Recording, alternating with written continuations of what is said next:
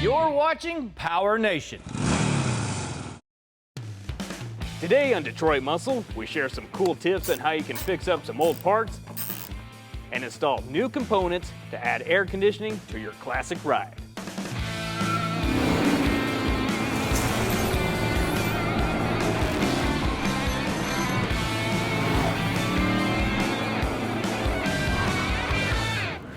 We all spend a tremendous amount of time to build a cool car. You know, we'll spend hours on end pulling wrenches or even days sanding on a body to ensure that the paintwork looks like $1,000,000. And what for? We don't need this stuff. What's for the sheer enjoyment of, you know, sitting behind the wheel, bumping the key, can surely put a smile on your face. Thinking about those glory days can give you the sense of some time spent in heaven. But I'm here to tell you, with the right circumstances, it can feel more like a pit stop in Hades. When you're planning a project, well, there's certain things that you gotta do. You want it to make a statement. You gotta have performance. You wanna look cool driving it. With Road Burner, I do believe we checked all those boxes. Riding around in this thing in the scorching summer heat makes you think you wished it was less bare bones and had a few pieces of some optional equipment. We want Fat Stack to be cool on the outside and the inside, so we're going to be hooking up the AC today. Now, a little while back, I refurbished that old heater box, and to show you how we did it, gotta take a little trip back in time.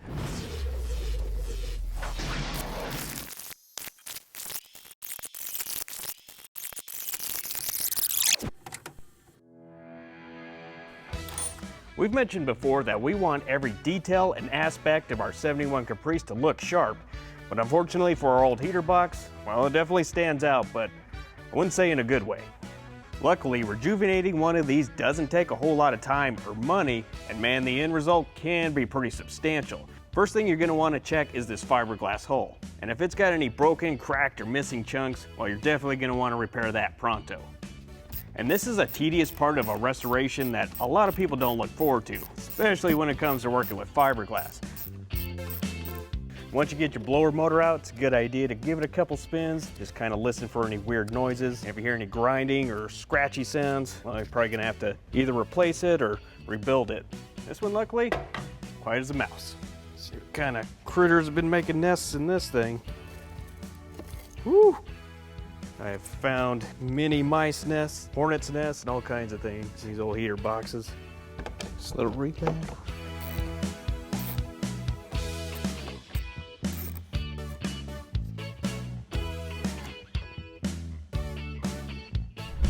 Now, initial inspection of our evaporator core is that it's old for sure, but it does appear to be in working order. Now, the best thing to do with these things is to hook a vacuum gauge up for about 30 minutes and see if you have any leaks. But if it does need replaced, well, you might have to go with an aftermarket option because a factory replacement is kind of hard to come by. Now, with everything cleaned up, we're pretty much ready to go ahead and start prepping our fiberglass pieces for some paint. Now, I like to use a red scuff pad because it's just coarse enough to shave off all those nasty fiberglass hairs, but not so coarse to where it leaves any sand scratches. Using this scuff pad gives your surface some grit, so when we lay down our clear coat, yeah, it's something to bite down and hold on to.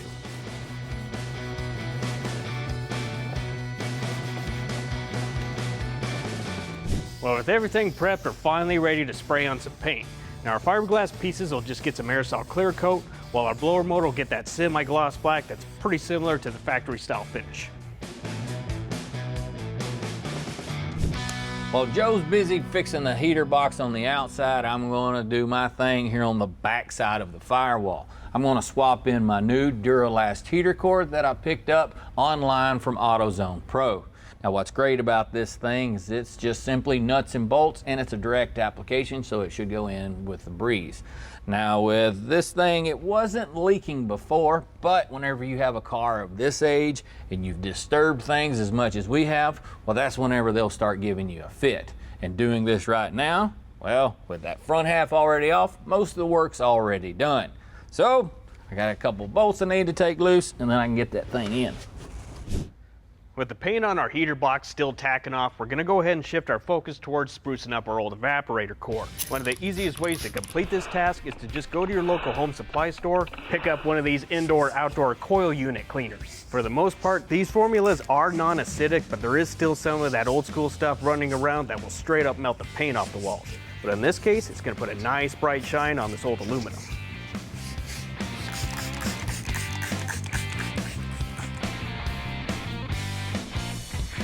Well, all that's really left to do is to go ahead and spray on some of this cleaner a couple more times, and we'll rinse it off with some water, ready to put it back in the box. And in just a couple of hours, our old heater box went from eyesore to fully restored. Up next, we make some racket and build new brackets to mount our AC components. If you've got an old car with, let's say, a complete AC unit in it and it just needs to be gassed, well, there are companies out there that offer what's referred to as a retro kit, and that's all the stuff it's needed to gas it up with the 134A. But the issue with that, well, it will technically blow cool air out the vents, but it's not as cold as it could be. That's because on a condenser, your diameter of your tubes are much larger than on a 134A unit. This allows it to work more efficiently, thus giving you a cooler charge coming out the vents. So we picked up this universal unit that we found at Summit Racing. It is going to require some custom fab work, but that's just what we do. I'm just going to set this thing in here to kind of get myself a game plan. Yeah, it's going to work kind of nice. I'm actually going to offset it a little bit here to the driver's side because I got to make these hose connections over here, and that'll give me some added clearance. So I'm going to put some masking tape up on here, start drawing this thing out. Oh yeah.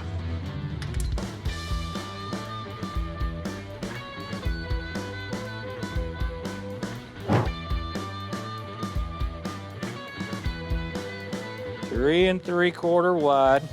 That may seem like a little excessiveness, but we're going to be all in the mail. Not too bad. It's a little long, but whichever one you want, and then we'll just duplicate that on this one. As we said before, you don't have to get too elaborate when building custom bracketry. Beauty is always in the eye of the beholder.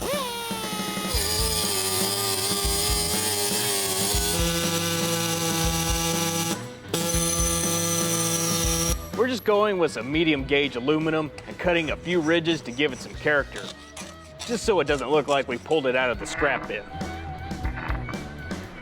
The main goal is that it's functional, and it needs to be able to endure a lot of wear and tear from running up and down the road. Now, the next component that we're going to address in FatStack's air conditioning system is the POA, or Pilot Operated Absolute Valve. Now, basically how it works is it has a thermostat that monitors line temperature. And once it gets too cold, the expansion valve closes, allowing for system pressure to rebuild along with the temperature. And once it warms back up, the valve reopens, allowing for your refrigerant to start flowing again. In terms of appearance, our new valve looks just like the old one. However, the internals have several updated benefits. And swapping it out only takes a few minutes. If you need to evacuate charged refrigerant from your air conditioning system, be sure and check to verify that you are in compliance with the proper evacuation procedures. This stuff's kind of nasty. It's like petrified dinosaur poop or something.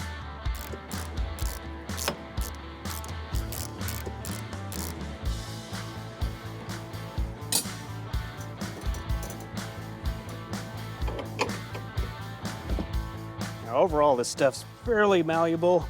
You can push it and pulley it into any shape you want. Ideally, you want a good tight seal around your thermostat, just so no extra air gets in there. Looks like these threads have a little bit of corrosion on them, so go ahead and clean these up. No point in putting rusty threads into a brand new valve. Probably throw on some anti-seize as well, just for good measure. With this being a universal kit, we've got some excess here on our copper line, so I'm using some pipe to add a coil so I can tuck it up and make it look nice and neat when we pop the hood. All right, cool. I think we're ready to plumb some hoses.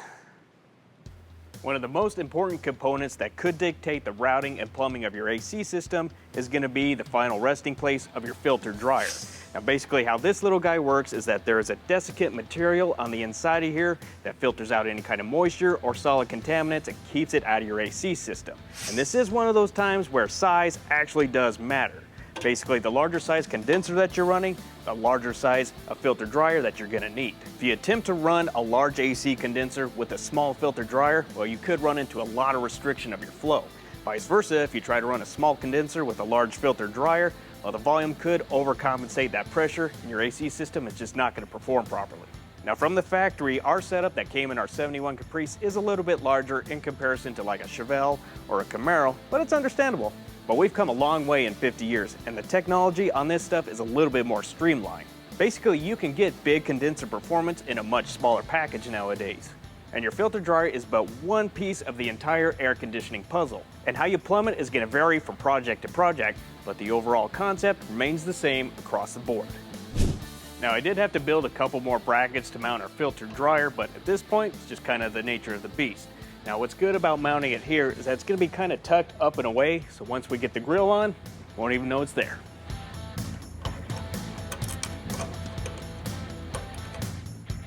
Should do it.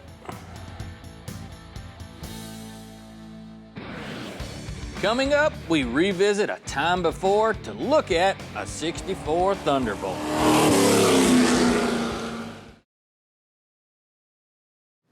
We've still got a few more components to put together to ensure our fat stack 71 Caprice has the air conditioning system that this build deserves. And you know, it's crazy to think that cars as early as the 1940s had the option to plumb in at least some sort of AC to ensure everyone in the car had a nice, comfortable ride for those hot summer days. By 1969, air conditioning, ironically, had become quite the hot commodity, and almost half the vehicles in production came with it.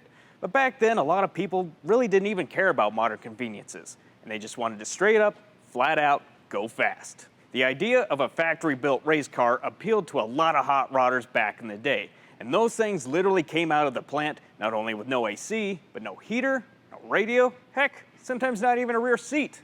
Popular models included the Z11 Impala, the LO23 Superstock Dodge, and of course, let's not forget Ford Thunderbolt. Ford's lightning-fast Thunderbolt put the blue oval on top of Superstock, edging out the Max Wedge Mopars that had ruled the strip for so many years. Ford teamed up with Dearborn Steel Tubing to transform its humble Fairlane 500 into a drag demon.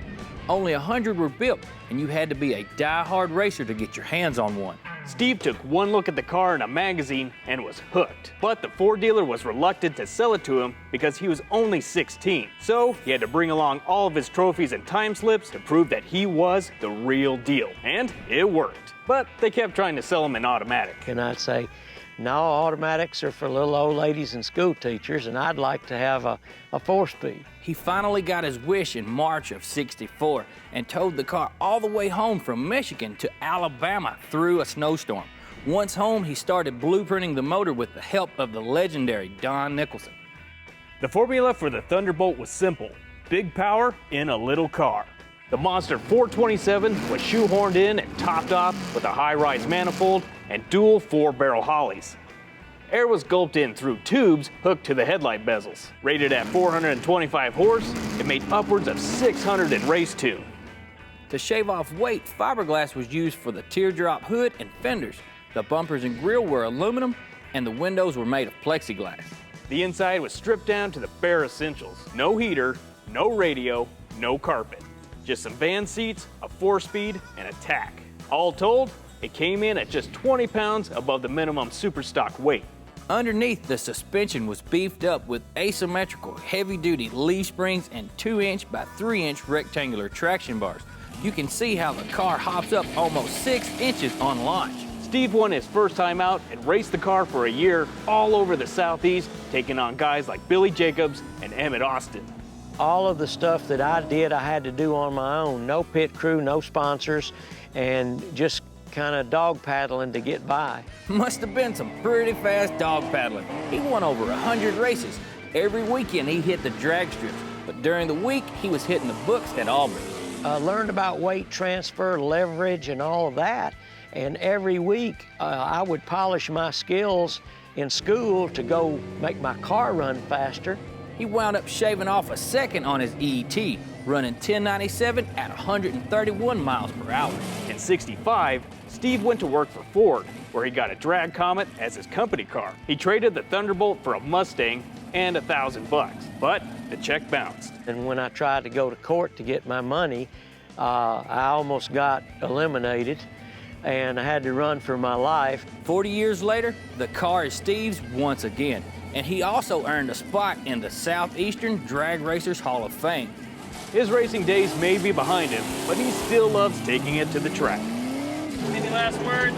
Famous last words. This was a blast.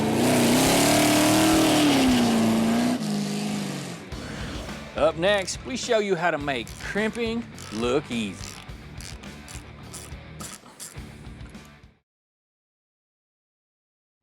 Now, the next thing that we're going to take care of on Fat Stack is our hoses for our air conditioning. Now, one thing I'm going to stress to you all, if you've got a project that you're going to do an engine swap like we are, and that is save all your pieces that you take off, because you never know what you're going to run into and going to need later down the road. We're going to have to reuse this part of the line because this big fitting is OEM only. It's a big number 12, and oftentimes on the aftermarket pieces, they only go up to a number 10. So what we're going to have to do is cut this piece off, cut a part of this fitting off, and weld them together. Now, if you're looking to make some fittings like we are, I'm going to stress to you guys to make sure that you clean out all of that debris. I prefer to do it numerous times during the process. That helps to ensure they're as clean as possible once you're all said and done. Next thing I'm going to do is mock these up on the car so that I know how to clock this fitting. If you'll notice as I rotate it, it drastically changes the angle. Once it's all set, I'll draw a line across the two, and when I take it off and head over to the table to weld it up, I'll know exactly where it needs to be. What we're going to do is actually have to trim off a little more of our tube here on the bottom, and then we'll cut the top side of this thing off so that it will lay in there like so, because we need to make a hose connection that goes from here down into our compressor.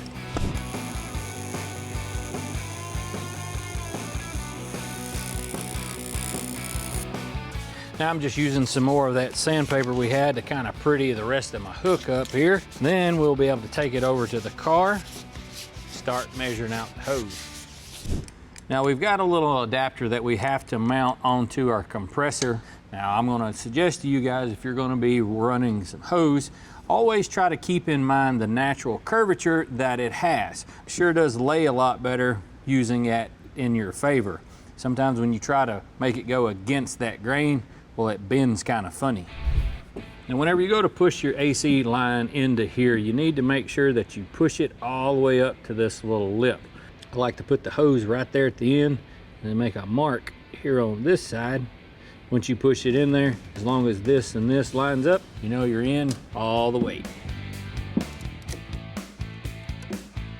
Another good idea is to make you a mark across these two on both sides. What that helps to do is allow you to make sure these are lined up whenever you crimp them. If you were to twist it, well, it'll be clocked wrong and it can make it a bear whenever you go to install it. The next step with this hose would normally be you'd have to crimp it. Now that usually requires a big fancy hydraulic press of some sort, but luckily Summit Racing has a tool that you can get that allow you to do this at your own place. It will allow you to do 6, 8, 10, and 12 diameter hoses. To get started, all you need is a sturdy place to mount this thing.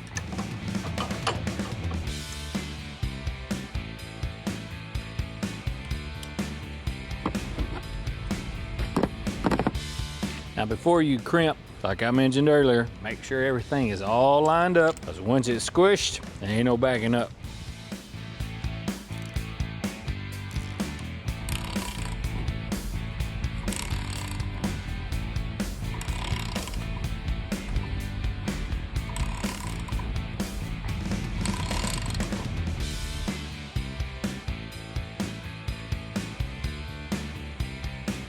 With our hoses all tailored fit, you're probably thinking it's time for us to gas this system up, but that's really not the case. We've got to verify that we don't have any leaks. You have a Schrader valve here on the inside, and then you've got a couple of connections here on your filter dryer. Just verify that everything's nice and tight, and then it's time to pull that vacuum. Now we'll make a couple of connections onto our car, and then we'll let this thing run. And what that will do, it will create a vacuum on the system. We're gonna lock everything down, wait about 10 or 15 minutes to see if it will hold that number on our gauge. If everything checks out, we'll let this thing run again for about 30 to 45 minutes. That helps to remove the contaminations that's inside the lines, and then we'll be ready for our next step. We're about 29 minutes in. Yep, and it's still holding. It's exactly where we were at. So now we need to go ahead and run the system a little bit longer under that vacuum so that it will remove any air and moisture out of the system. Well, our system is all pulled down, and the normal step right now would be to gas it up. We can't really gas it up because it's not running, and it has to be so that it can cycle to get the proper readings. I can't wait to be riding in there and flipping the switch with that cool air blowing on me. Anytime you can add modern conveniences to the style and elegance of one of these old hot rods, man, it makes a world of difference. And we got a lot done today. That old heater box is refurbished, along with a new POA valve, AC condenser and filter dryer installed, and all the plumbing to make it work. And yeah, technically none of these things are necessarily required for a build like this, but it sure does make the experience of sitting behind that wheel a whole lot more enjoyable.